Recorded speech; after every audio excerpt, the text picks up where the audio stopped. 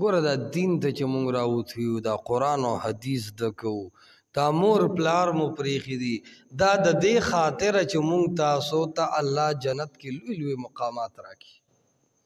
نو عالمان به د دې خبرې ډېر خیال ساتي، طلبا به د دې خبرې ډېر خیال ساتي چې زمونږ نه چرته جنت ضایع نشي. ځکه دنیا کې ګوره مونږ د ډېرې دنیا د ډېر دولت د ډېر سکون د ډېر راحت شوق نه کوو. لباس کمزورې خوښو، روټۍ ساده خوښو، موټرې نه خوښو. دا دنیا پرست خلک خو دنیا کې منډې وهي د دنیا ګټي. که دین جنت پاتې شي نو مونږ به وایو چې مړه دنیا کې مزې کړي دي. خو عالم او طالب علم کې چې د ګناهونو د وجې نه د جنت نه محرومي راشي او عالم او طالب علم د جنت نه محروم شي الله دې نکي، دا به زمونږ ډېره لویه ناکامي. دې وجې نه علما او طلبا او دا ژبې داسې استعمالوي چې جنت درنه ضایع نه شي، د الله رضا درنه ضایع نه شي. خلکو ته مه ګورئ چې خلک د منځونو د نوافلو پابندي نه کوي نو طالب علم هم نوافل پرېږدي. نه، د الله نه یره زده کړئ، یره کوئ د الله سبحانه وتعالی نه. په دې زړه کې هر ټایم د الله یره او خشیت راولئ. د هغه عالم په ژبه کې ډېر اثر الله اچوي کم عالم چې د الله نه یریږي. نو قدم په قدم به عالم او طالب علم دا خیال کوي او دا سوچ به کوي چې چرته زمانه زما جنت ضایع نشي، چرته زمانه د جنت نعمتونه لاړ نشي، چرته زه د جهنم خشاک جوړ نشم. دا درد به ځان سره پیدا کوو که نه به پیدا کوو. دې وجې نه ګلونو د منځ پابندي، غیبت نه، کنځل نه، دروغ نه، حرام مال خوړل نه.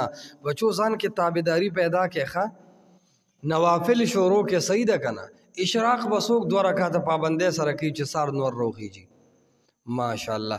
او چې اوس کې او راشه چې څنګه او 10 چاردام وکړي نو فوراً به چې کم دی نو چاشت اوابین وتم وي دا به یو 4 رکعته څوک کوي.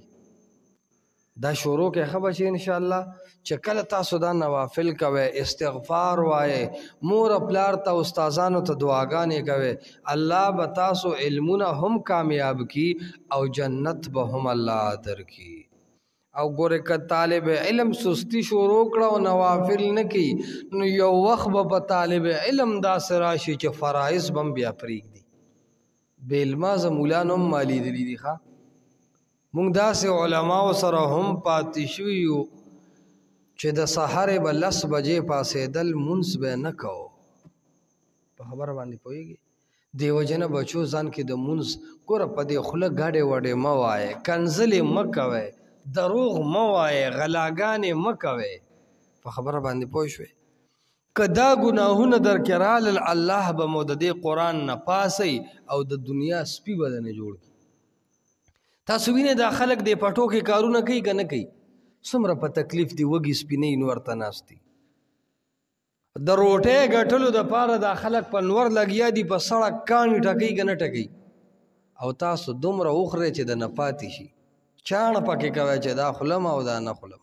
غوښه تا ته موجود، ټنډې تا ته موجود، ټیپر تا ته موجود، الو تا ته موجود، بینډۍ تا ته موجود او باتینګړ خو ټول خپله یې.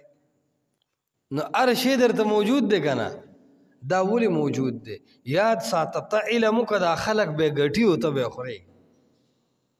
دا خلک به ګټي او ته به خورې. د رزق غم مه کوه، الله سبحانه وتعالی به رزق درکوي. که دنیا کې نه زموږ ستاسو رزق په جنت کې دی. کلما رزقوا منها من ثمرة الرزق